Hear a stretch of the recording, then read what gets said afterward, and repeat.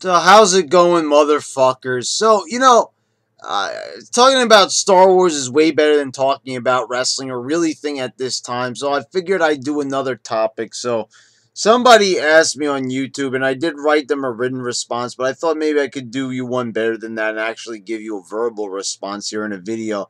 So Spartacus, the bringer of rain, a I don't know if you're a subscriber or not, or you're just somebody who watched my video, but you asked me, you said, sorry if people want to know why things happened. Who the hell is Snoke, and does he need to be in the movie?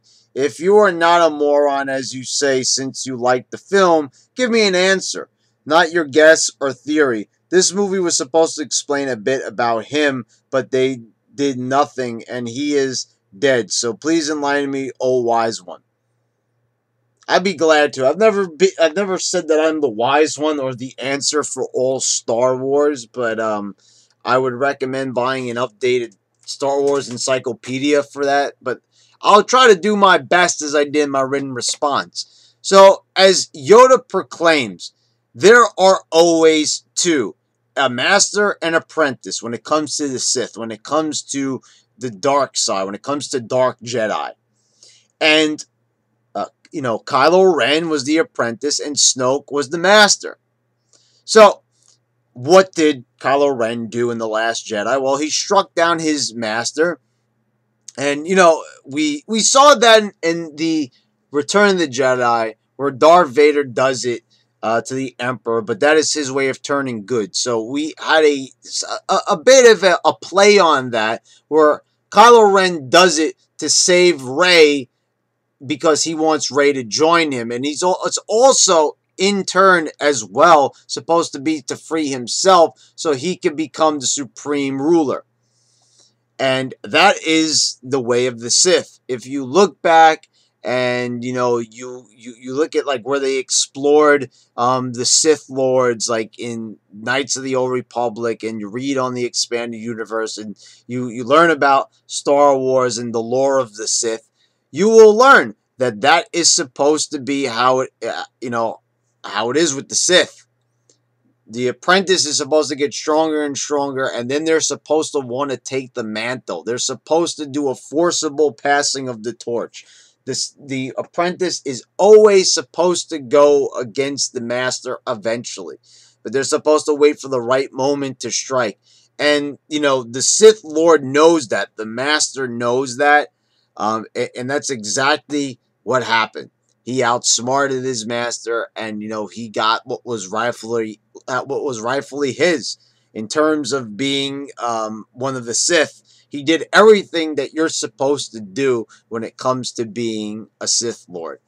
And so Kylo Ren got that title when, he struck down his master. So, but you're asking, why did they do that? So I explained that part. He's just doing what a Sith apprentice is supposed to do in order to move up the rankings of being a Sith. And so you want to know exactly why it is that Snoke didn't get any backstory. And I don't know where you got this from. That I really can't answer. I didn't read anything about that. I tried not looking too much into this film because, I wanted to be surprised. And that was a very good move on my part. I watched the trailer and that was it. I didn't go looking for anything because chances are those are the people that always end up crying, oh, the movie's ruined, because, you have a choice. There once was no internet at a time with Star Wars. Remember when The Phantom Menace came out, the internet was still very young. So, not as many people were spoiled because, it was hard to find spoilers. You didn't have all these leaked scripts and shit like that here on the internet. So that was always a good thing. But now it's been ruined. So you have to be smart. Do you have to go on Facebook? Do you have to go on the internet? You can easily know where you're going to find the spoilers. I like to think that people are smart enough to figure that out. But anyway, I didn't read anything like that. I didn't hear anything like that after the movie. I heard some people saying that, like, oh, why didn't, Snoke died like a bitch.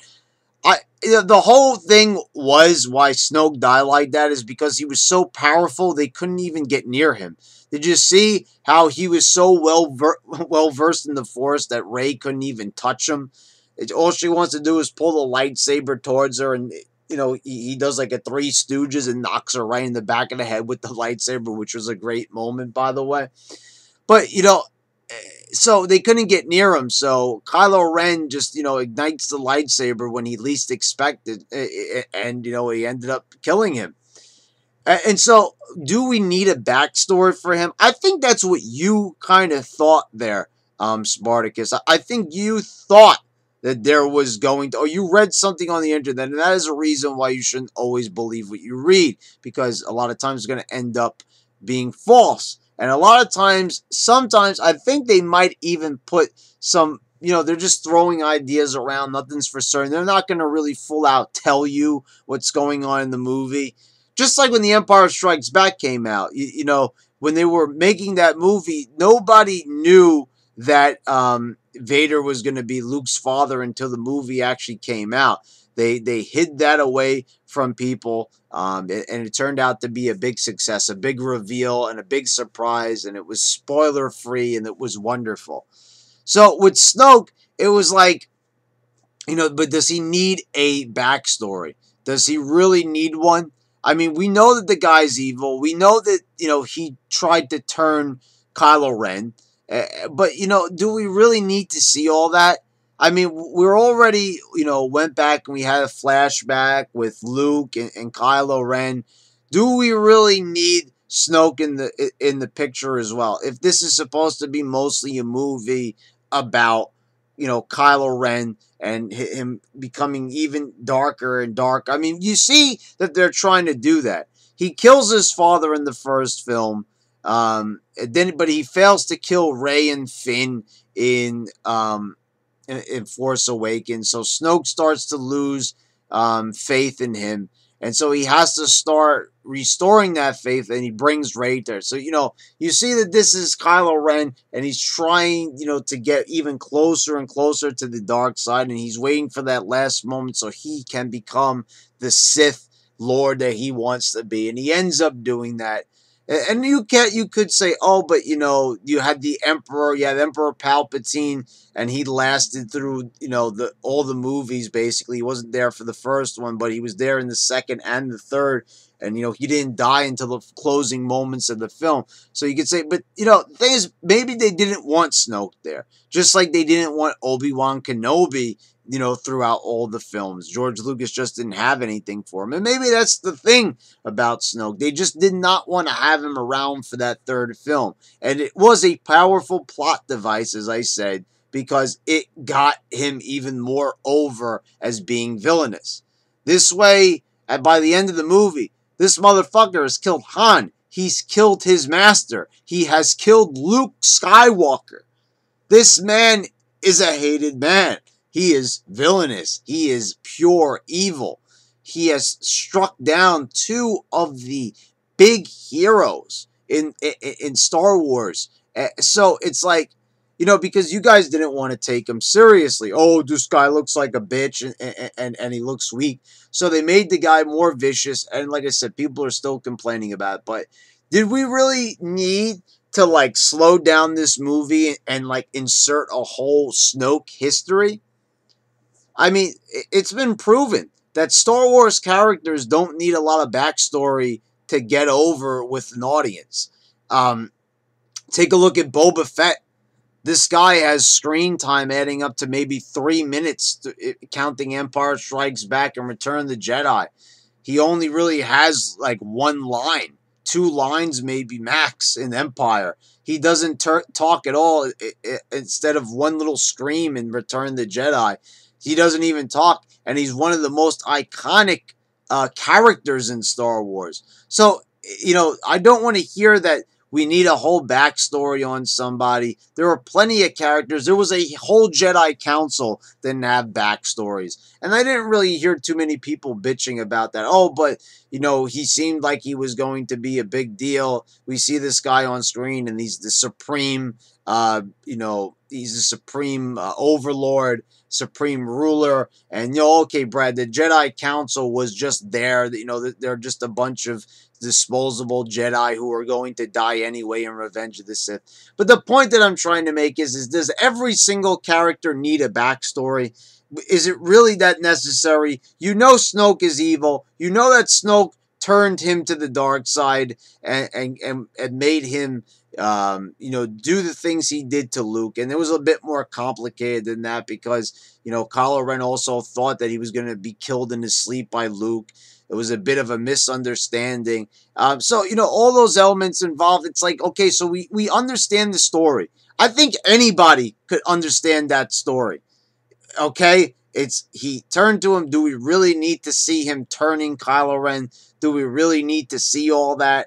I mean, do we really need to see a repeat of, you know, you see how you have Palpatine, you know, trying to turn Anakin to the dark side by telling him the tale of Lord Plagueis in Revenge of the Sith. Do we really need a whole repeat of that again, of trying to take a light Jedi to the dark side? It's like you could pretty much kind of tell that part you can. I know I always say that when they tell people to use their imagination and leave it up to interpretation, sometimes that's a lazy way of telling a story. But in this case, when you have so much story going on in this movie, you people complain that too much was going on in this movie. So, Spargus, let me ask you a question. Do you really want to see more story in this movie? For a movie that a lot of people are complaining had too much story, you really want to see another little story arc introduced and explained? I mean, come on, Ray. This just proves that you can't satisfy any of these fans. That's what I mean. You can't make everyone happy. It is impossible. It's never going to be done because that just can't happen. You just can't give everybody what they want. They wanted a new movie. They said Force Awakens was too much like A New Hope. You got a brand new movie that's not really like any of the others. It might resemble Empire Strikes Back in its dark tone a bit, but that's not good enough. Anyway, guys, there you go. There's a little video response for you there, Spartacus. I hope you enjoyed it. Chances are probably you're going to disagree with me. And if that's the case, I invite you to make a video response of your own. That's an art that's been lost here on YouTube, video responses. I really wish that we could post video responses at the bottom of videos. Another thing that YouTube is really fucked up on. Anyway, there you go. Until next time.